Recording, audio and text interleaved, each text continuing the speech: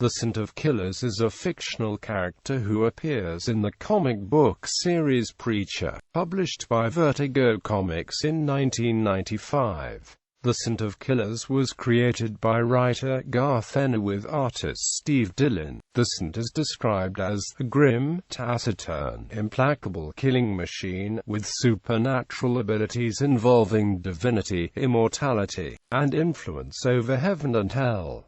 His goals typically center on bringing down individuals through destruction and death by the laws of paradise. The Saint of Killers first appeared as a heartless murderer, who is transformed into the angel of death under the condition that he takes up the role of collecting the souls of those who die by violence. Following his reanimation, Heaven arranged for him to be put into a deep slumber until he was needed to kill people. The Saint was the primary antagonist in the Preacher series, who was tasked by Heaven to kill protagonist Jesse Custer due to his possession of the entity Genesis. Aside from Ennis and Dillon's Preacher, the Saint was featured his own 4-issue limited series, Preacher, Saint of Killers, which expanded on the Saint's background and motivation, and has appeared briefly in the DC Comics series Hitman, centered around a wisecracking assassin plying his trade in Gotham City, and is portrayed by Graham McTavish in the television series adaptation of Preacher. Ennis initially cited Lee Marvin and Clint Eastwood, both actors, as his inspiration for the Saint, with artists Dillon and Glenn Fabry making him look far more physically imposing. The Saint's character and the nature of his evil have been the subject of considerable critical attention. Empire ranked the Saint of Killers number 43 in the 50 greatest comic characters of all time. Topless Robot placed him number 3 in the top 10 least heroic anti-heroes. What Culture placed the Saint number 57 on the list of the 100 greatest comic book villains of all time, and the character ranked number 74 on IGN's Top 100 Comic Book Villains compilation.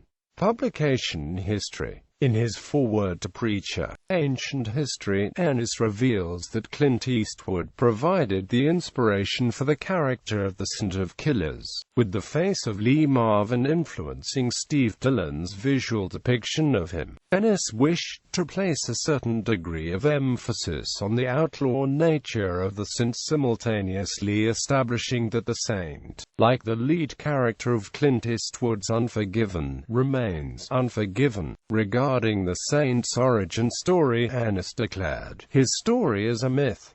All Westerns are fictional character biography origins. Little is known of the Saint of Killers' past. Indisputably, he fought during the American Civil War on the side of the Confederacy, and was known as being one of the most violent, bloodthirsty soldiers on the battlefield. His reputation grew throughout the conflict, and after the war he was held in high regard and feared not only by the people he fought against and alongside, but by people who'd only heard of his legend. When the war ended, he returned to Texas, earning his money from bounties on Indian scalps. During a raid on a group of Apaches, he met a young girl who was a captive. The girl was injured, but whole, and thanked him for saving her from the horrible and savage acts they would commit. He maintained that his intention was not to save her, but that she just happened to be there. Nevertheless, he offered her transportation back to her home in Laredo, Texas. When he got her back to her family, her brother was shocked that not only was she saved by one of the most dangerous soldiers of the war, but that she wanted to go on with him.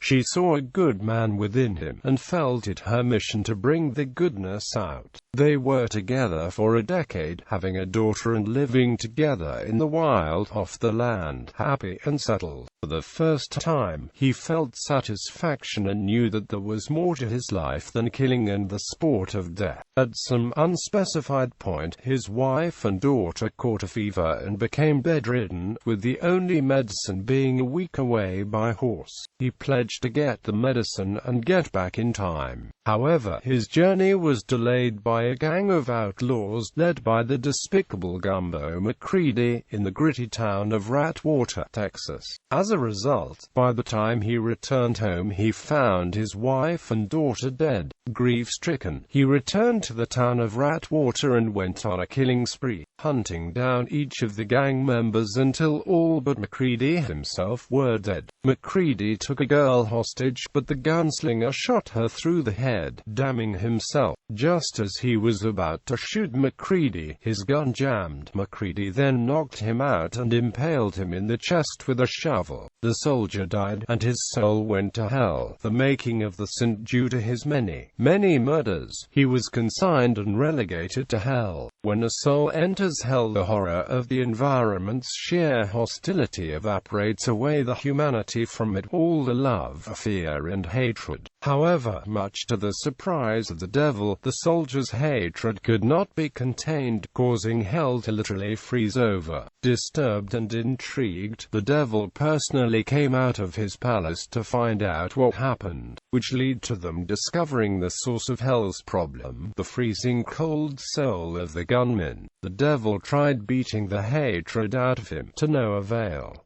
His hatred remained cold, untouchable and resilient. Finally, the man revealed the source of his intractable hate. The only good thing in his bad life was taken from him, and he died without killing McCready, leaving his vengeance unsated. The Angel of Death, in the area for a poker game and weary of his position, suggested solution to his problem. The gunman would take his place, bringing death at God's will. He would wield 2 pistols composed of the Angel's sword, and he could have his revenge and much more.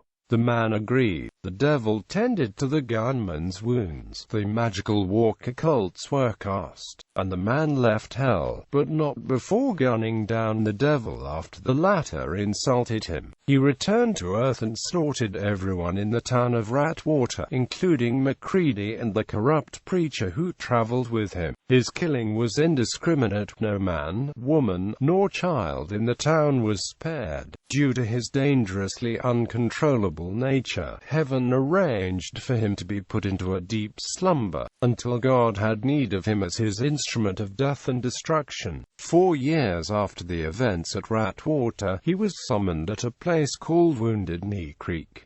The preacher, for the final time, an angel was sent to wake the Saint of Killers and to instruct him with the task of finding and killing a young man named Jesse Custer. Before being shot through the head by the Saint, he spoke to him about the offspring of both demon and angel, Genesis, whose power was greater than God's. Because of Genesis's possession of Jesse, the young preacher has been granted ability of the Word of God, allowing him to give vocal orders that cannot be disobeyed, and this frightened the angels.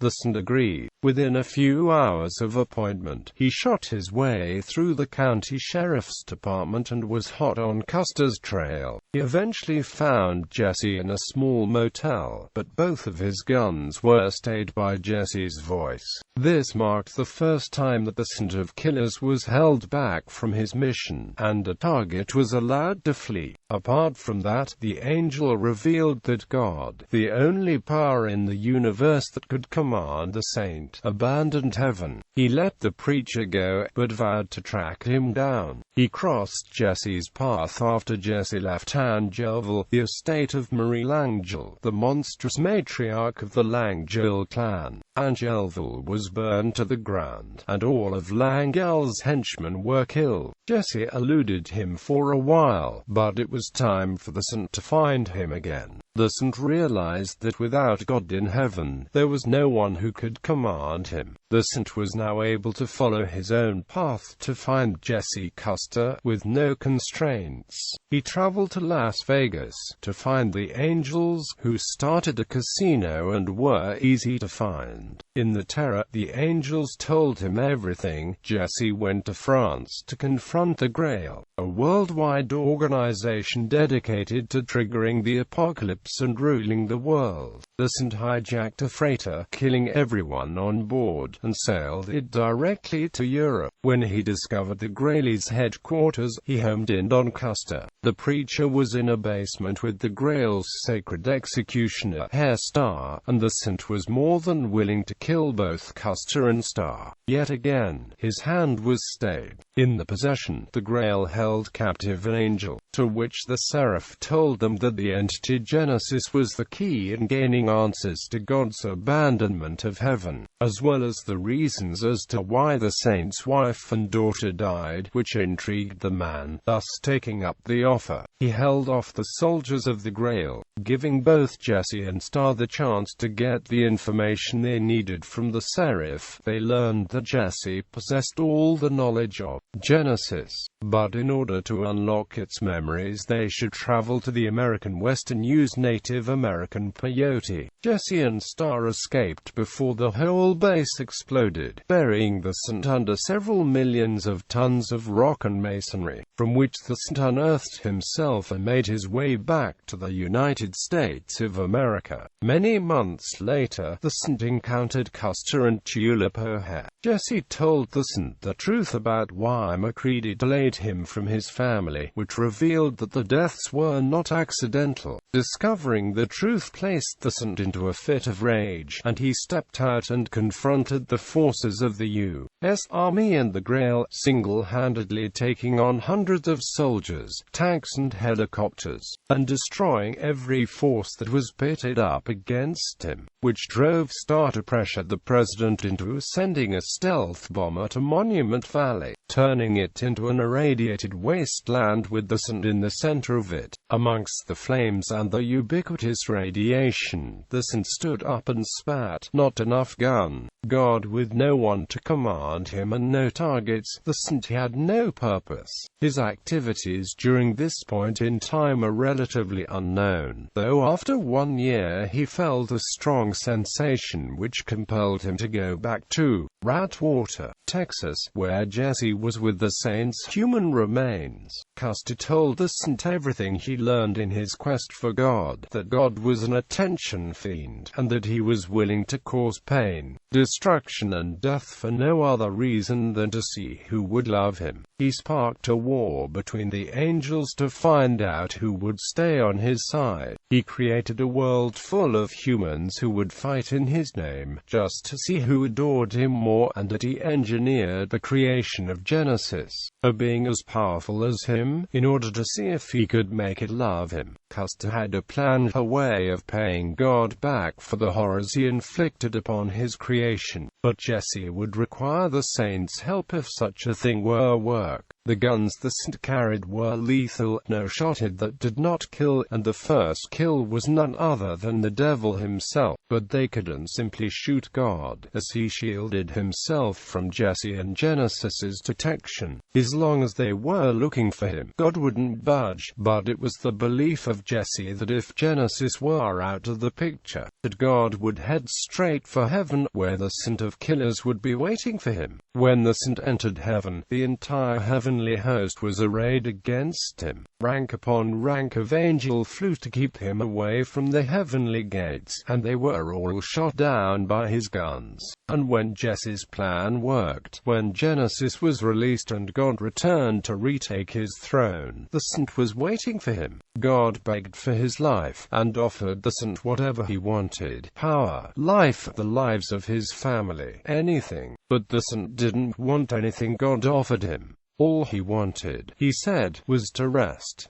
He shot God dead. Then he sat on God's throne, pulled his hat over his eyes, and went to sleep for presumably forever. Characterization. Appearance. The Saint of Killer's body is humanoid and its composition is similar to that of a normal human, with a build similar to a tall muscular male in great physical shape. He is extremely imposing in both height and relative size throughout the Preacher series, generally remains above that of average human height, is distinctly broad-shouldered, generally towering over his fellow characters, including Jesse, Custer, Chronologically speaking, his first description was given as just a stooped and weathered man on a flea-bit mare, the walker colt worn backwards on his hip and the Henry rifle by his saddle, silent now for many a year. As the Saint of Killers grew up during the early 19th century and the trade to which he was in, his costume started out differently. As time progressed and came the period where he was tracking the band of Kiowa and meeting of his future wife, we see the Saint's coat donning a blue shirt, cross suspenders, grey trousers and his wide-brimmed hat,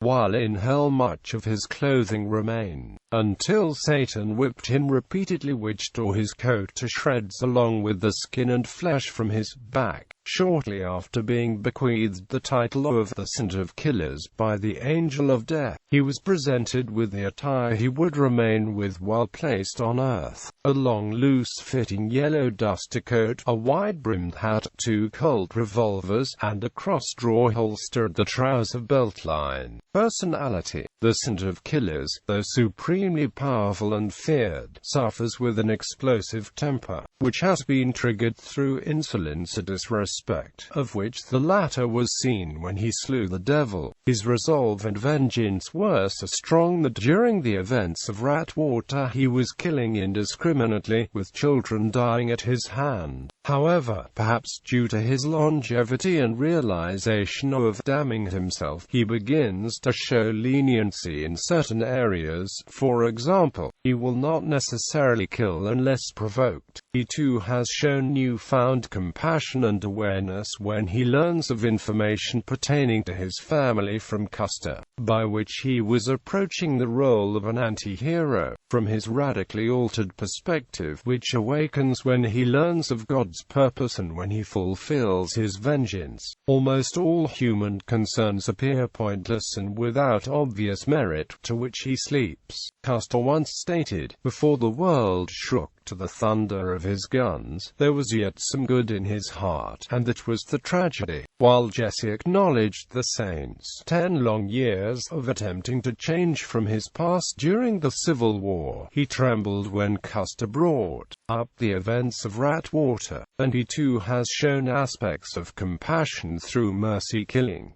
powers and abilities. Throughout Preacher, he is shown to be immensely powerful and seemingly invulnerable to all harm, to an extent rarely seen in comics. Bullets bounced off him. A direct hit from a tank didn't affect him. Being underneath a collapsing mountain simply meant he had to dig himself out, and being hit in the chest with a nuclear missile caused no damage to him or his clothes. He also felt no pain and shrugged off the whole affair with the words, "Not enough gun." Quote, he is also apparently immovable unless he wishes to be moved. At one point an M1 Abrams tank moving at speed rammed him, and he stopped it with a kick. The Saint has demonstrated a degree of superhuman strength. For example, when hit by the vampire Cassidy in a speeding truck, the Saint did not budge and the truck was flipped. When Jesse Custer tried to put his hand on the Saint's shoulder, the Saint of Killers flung him several feet like a rag doll. While possessing these abilities, he apparently has the power to enter and leave heaven at will, although it is not known whether or not he could similarly travel to hell. Several other transportation abilities have been suggested in his possession, due to him threatening to kill his way across half-creation, albeit he had to commandeer a ship to travel from America to France. Additionally, even before being made a Saint, he was an expert marksman. Now, however, he is able to draw his guns faster than a man can see, at a seemingly superhuman rate, coupled with a perfect aim. Even when men were hanging off his arms, the Saint could shoot through and find his target. Mark. Also, whilst in combat, he has also displayed proficient swordsmanship. His hatred appears to be his greatest power. His hatred was cold enough to temporarily extinguish the fires of hell and has been the driving force of his existence ever since. Weapons. The Saint of Killers possesses a pair of Walker Colt revolver pistols which were bequeathed to him by the Angel of Death, composed from the previous Angel's steel sword and forged in the last fire that burned in hell. Because of the nature of the making, the guns are demonic in nature. They possess unlimited ammunition, and never need to be reloaded. They never jam. Any shot fired from these guns will always hit its mark, even piercing modern tank armor to reach the intended target. Vampires are immune to the guns, but for any other creature, including humans, angels, demons, Satan, or even God, any wound inflicted is always fatal regardless of circumstance. Whoever holds the guns can see the mutilated spirits of the victims of the Saint of Killers. Before becoming the Saint of Killers, his arsenal included a Henry repeating rifle, a Model 1860 light cavalry saber, a Bowie knife, as well as a pair of non-divine Walker Colt pistols. Weaknesses. His only definite technical weakness appears to be information pertaining to his former life, particularly that of his family, when Hairstar uses this against him, and as Jesse convinces him that God is at fault for his family's death, which instead alters the saint's trail from Jesse's to the deities. Jesse's usage of the saint's buried remains, in the act of summoning their being, may too be seen as an exploitation in terms of the weakness of inquisitiveness. While possessed by Genesis, Jesse used the Word of God to perform the feat of command and compelled the Saint of Killers to stay his hand, which was the only time in the saint's existence where he was prevented from killing.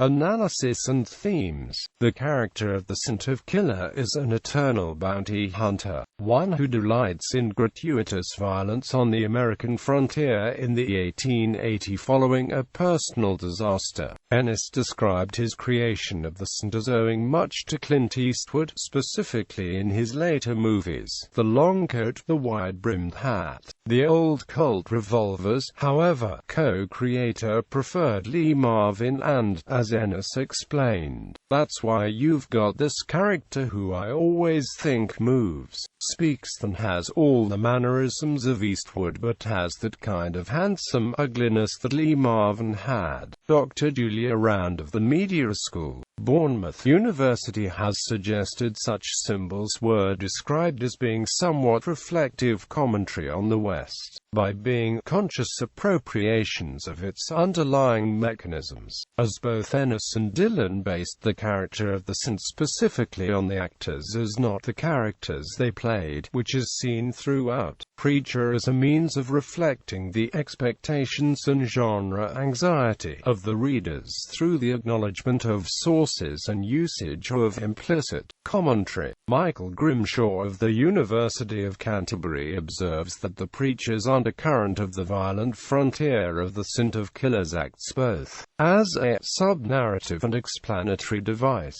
He highlights the significance of blood and the murderous acts committed which have tainted the lands and its denizens, while adding a land founded on violence can never be pure or peaceful, and placing a degree of emphasis on the link between ideological basis of blood sacrifice in the Easter Rising, of which he deems a just comparison, and expresses acknowledgement to Garth Ennis' critique of neo-romantic ideology in terms of the sacrificial outpouring of blood and its involvement in the alteration of the environment. Within general summary, Grimshaw makes references to Jean Baudrillard's hyperrealism and Friedrich Nietzsche's God is dead statement. Grimshaw additionally highlights Ennis' respect and influence when composing The Saint, as major with regard him and the character of William Money in Clint Eastwood's Unforgiven, placing a juxtaposition through the said commentary. The Saint of Killers returns to his vigilante ways when his family is brutally murdered in his absence. Quote,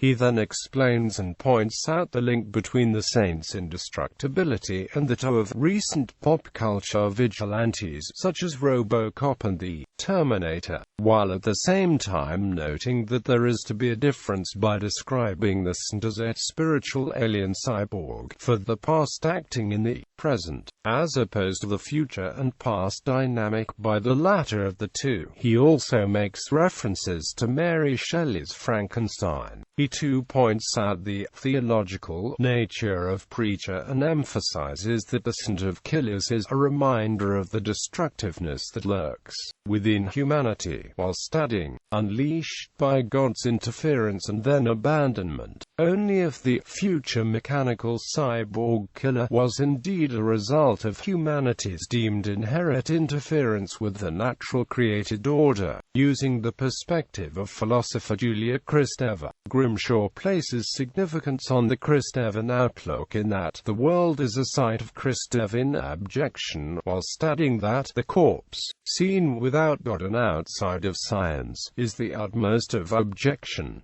It is death infecting life. Infusing such an ideology into Ennis' Preacher, specifically tying it to the Saint, he deduces that the reanimated corpse of the Saint of Killers, which heaven and earth in pursuit of his divine prey, is in actual fact a leakage of death into life. Niall Kitson believes every character in Ennis and Dillon's work has a sort of value system, stating, "Those who appear good have an innate darkness to them, and even the blackest of demons is capable of acting to a moral code, of which the Saint of Killers himself isn't immune to due to displays of such a logical moral system of thought." While Kitson builds upon such proposition by further adding, has a background steeped in pathos and is not averse to making a deal when it suits his needs. Thus Kitson believes that in some cases the Saint epitomizes the anti-hero, as in his identification of a narrative construction with the vampire Cassidy, which he stated to provide a continuity between the world of men and God. He acknowledges that the same could be of the Saint, but for the fact that his origins remain undisclosed until later in the narrative and his character as gun for hire only later transforms in a sympathetic loner with a mission.